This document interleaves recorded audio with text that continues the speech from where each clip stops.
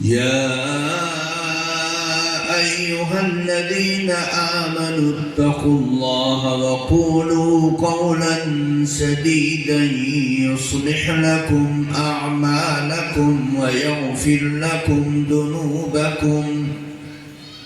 ومن يطع الله ورسوله فقد فاز فوزا عظيما صدق الله العظيم. حضرات علماء اعظام اور اس قدیم دینی ادارے کی دعوت پر انتہائی محبت کے ساتھ جمع ہونے والے نوجوان، بزرگ، پیارے بچے، بچیاں، پردہ نشین خواتین، آپ حضرات بہت ہی قیمتی اپنے وقت کو فارغ کر کے اس پروگرام میں شرکت کے لیے حاضر ہوئے ہیں، اور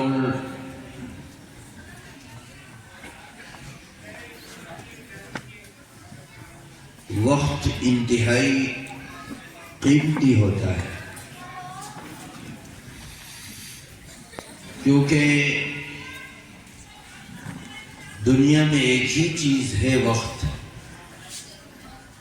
جو گزر جاتا ہے پھر ہاتھ نہیں لگتا۔ انسان کتنی ہی کوشش کر لے گزرے ہوئے وقت کو دوبارہ اپنے سامنے نہیں لا سکتا۔ اس لیے اللہ تعالیٰ کا شکر ادا کرنا چاہیے اور اس وقت کو کارگر اور قابل قدر بنانا چاہیے۔ آپ نے ایک مفصل بہترین بیان سنا، اللہ تعالیٰ ان نوجوان عالم دین کی عمر میں، آواز میں، تحریک میں، ایمان میں، اعمال میں، دعوت میں، تبلیغ میں برکت عطا فرمائے۔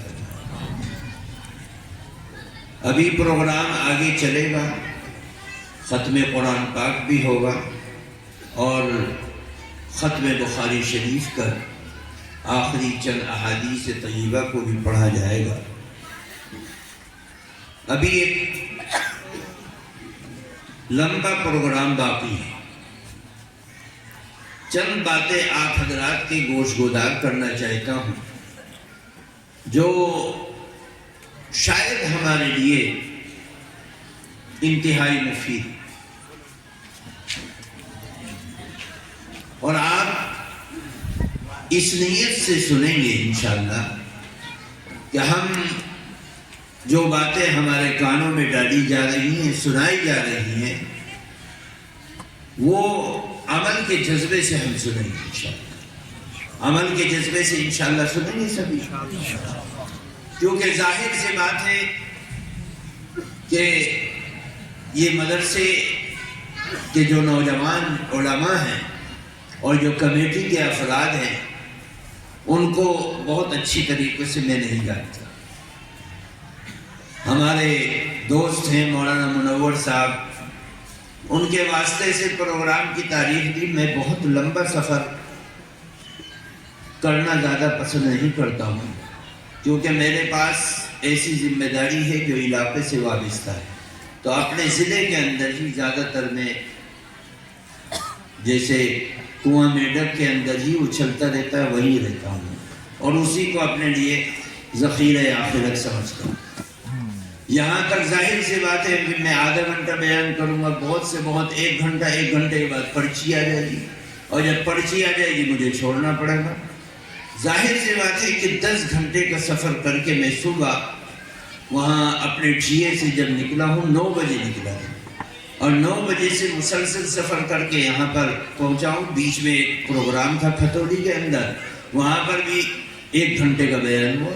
پھر اس کے بعد چل دیا وہاں سے۔ تو ظاہر سی بات ہے کہ 1 گھنٹے کے پروگرام کے لیے جو میں اتنا لمبا سفر کر رہا ہوں صرف آپ حضرات کی محبت، ورنہ جتنا ثواب مجھے یہاں ملنا ہے بس یہ ہے کہ سمے زیادہ لگ گیا تو ثواب زیادہ مل گیا ہوگا، اتنا ہی ثواب 1 گھنٹے کا وہاں بیان کرنے میں مل جاتا۔ لیکن تڑپ اس بات کی ہے کہ اللہ کے دین کی جو بات میں بدلانا چاہتا ہوں وہ بات شاید آپ کے لیے قابل نفع ہو، کیونکہ اس مرض کے اندر مجھ جیسے افراد بھی مبتلا ہیں اور آپ جیسے افراد بھی مبتلا ہیں، اور نہ جانے سماج کے اندر کتنے افراد ہیں، خاص طور سے ایسے افراد جن لوگوں کو دین کی صحبت نہیں مل پاتی، جو لوگ صبح بندوا مزدور بن جاتے ہیں اور فیکٹری میں، کارخانے میں، دکان میں، مکان میں، بازاروں میں، چوکوں میں، چوراہوں میں، کھیتوں میں، کھڑیانوں میں رہتے ہیں، اور ان کی زندگی جوانی ایسے ہی کٹ جاتی ہے، کوئی ان کو اللہ کے دین کی سچی بات بتلانے والا نہیں ملتا۔ کوئی مزدور ہے، مزدوری کر رہا ہے، کوئی کارخانے میں ملازم ہے تو ملازمت کر رہا ہے، کوئی فیکٹری کے اندر نوکر ہے تو نوکری کر رہا ہے، کوئی دکان کے اوپر کپڑا ناپ رہا ہے، سامان اٹھا رہا ہے، محنت کر رہا ہے، مزدوری کر رہا ہے، جس کا جو کام ہے وہ اپنے کام کے اندر مبتلا ہے۔ اگر اس کو کوئی ایک مسئلہ پوچھنے کی ضرورت پڑ جائے تو مہینوں گزر جاتے ہیں، اس کے پاس ٹائم نہیں ہوتا، وہ پوچھ نہیں سکتا، اولاً تو تڑپ نہیں، اور جب تڑپ نہیں تو موقع نہیں ہے، اور جب موقع نہیں ہے تو ادھوری زندگی گزار کر چلا جاتا ہے۔ اس لیے پرانے زمانے میں اولیاء اللہ اس بات کی زور دے کر اپنے شاگردوں کو، اپنے مریدوں کو دعوت دیتے تھے کہ ایک گھڑی کسی اللہ والے کی صحبت میں بیٹھ جائے، تمہارے دل کی دنیا بدل جائے۔ اللہ کے نبی کے پاس کون سا تھرمامیٹر ہے؟ اللہ کے نبی کے پاس کون سا ایسا جادو تھا؟ صرف اللہ کے نبی صلی اللہ علیہ وسلم کے ہاتھوں پر ایمان کا کلمہ پڑھنے والا، صرف زندگی میں ایک لمحے کے برابر ایمان کے حالت میں اللہ کے نبی کا دیدار کر لے، آپ کی صحبت میں آ جائے، آپ سے سلام کر لے، مصافحہ کر لے، دور سے دیکھ لے، ساری امت اس کو کہتی کہ صحابی۔ صحبت ہی تو ہے، اللہ کے نبی کی ملاقات تو ہے، مصافحہ تو ہے، سلام تو ہے، دسترخوان پر بیٹھنا تو ہے، چند قدم چلنا تو ہے۔ کتنے صحابی ایسے ہیں جنہوں نے زندگی میں ایک مرتبہ اللہ کے نبی کو دیکھا اور ساری امت ان کو صحابی کہتی ہے، کیونکہ اللہ کے نبی صلی اللہ علیہ وسلم کی صحبت میں۔ آج ہم اپنے نوجوانوں کو دیکھیں، کس کی صحبت مل رہی ہے؟ سڑک چھاپ لوگوں کی کس کی صحبت مل رہی ہے؟ ظالم حکمرانوں کی کس کی صحبت مل رہی ہے؟ بے ایمانوں کی، چوروں کی، چکاروں کی، بے غیرتوں کی، بددیانتوں کی، ایسے افراد جس کی صبح سے لے کر شام تک اور شام سے لے کر صبح تک ہر لمحہ اللہ کی نافرمانی میں گزرتا ہے، ایسے لوگوں کی صحبت میں ان کی زندگی کٹ جاتی ہے۔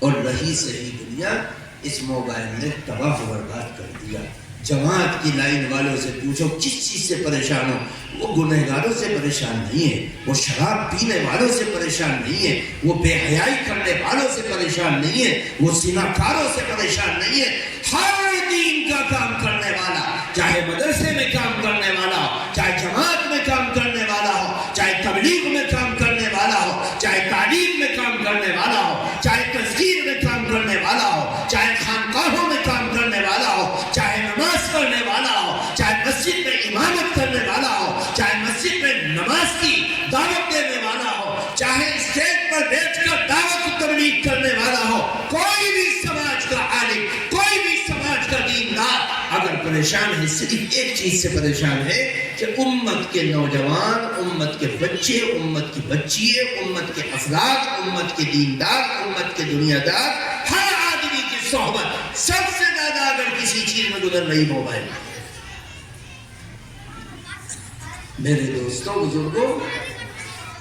اس موبائل نے آ کر ہماری دنیا بھی تباہ کر دی اور آخرت بھی تباہ کر دی۔ نہ ہم دنیا کے رہے، کھانا کھاتے ہیں سکون کے لقمے اور سکون کے پانی کا ٹھنڈا دودھ ہمارے دل کلیجے سے ملنا چاہیے، لیکن نہیں، ایک کال آئے گی اور ہماری دنیا کو اور آخرت کو بدل دے گی۔ ماں روکتی رہتی ہے، پھکے دے کر چلا جاتا ہے،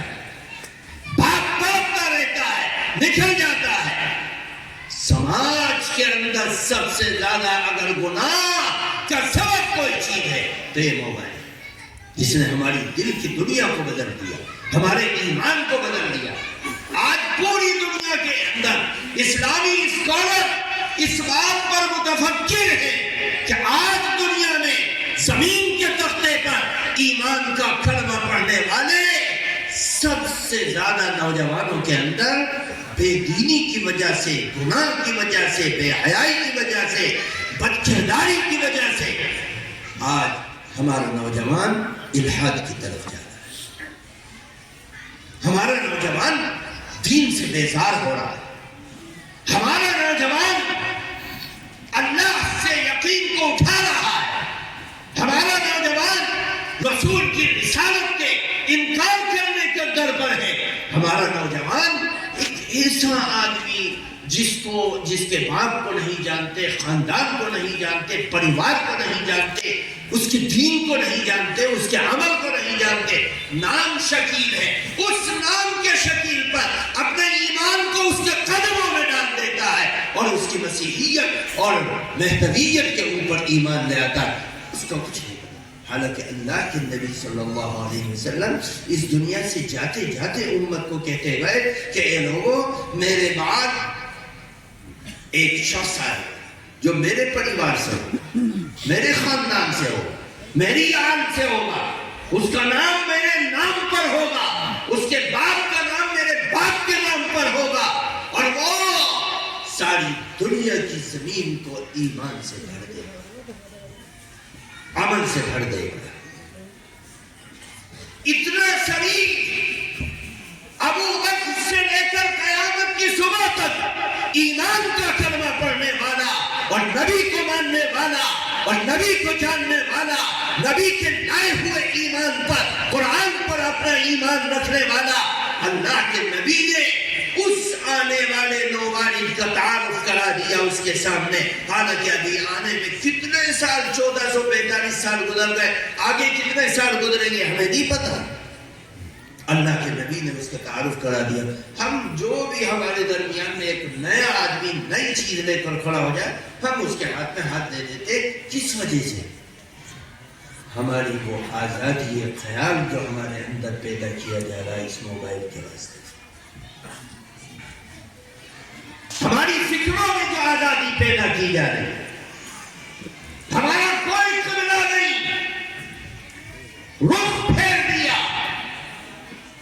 ہمارے چہرے کو پلٹ دیا، ہمارے اندر وہ چیز کہ بھائی پہلے زمانے میں کوئی آدمی اگر کسی سے مرید ہوتا تھا تو اس شیخ کو اللہ کے نبی صلی اللہ علیہ وسلم کی سنت والی نگاہ میں جانچ کر اس کے اوپر اس کے بتائے ہوئے راستے پر چلتا تھا۔ کیا چیز ہے؟ معین الدین اجمیری رحمت اللہ علیہ اور صابر کلیری رحمت اللہ علیہ یا مجدد الفسانی رحمت اللہ علیہ ہندوستان کے نہیں تھے، ہندوستان کے نہیں تھے، نووالد تھے، باہر سے آئے، لیکن ان کی شکلوں میں نبی کی سنت ٹپکتی تھی، ان کے لباس سے نبی کی سنت جھلکتی تھی، ان کے اخلاق سے نبی کا کلچر ٹپکتا تھا، ان کی زبان سے نبی کے موتی جھڑتے تھے، ان کے ایک ایک ادا سے قرآن کے اخلاق ٹپکتے تھے۔ لوگ ان کے ہاتھوں پر ایمان کی تجدید کرنے لگے، ایمان کا کلمہ پڑھنے لگے، لاکھوں لاکھوں لوگ ایمان کا کلمہ پڑھنے والے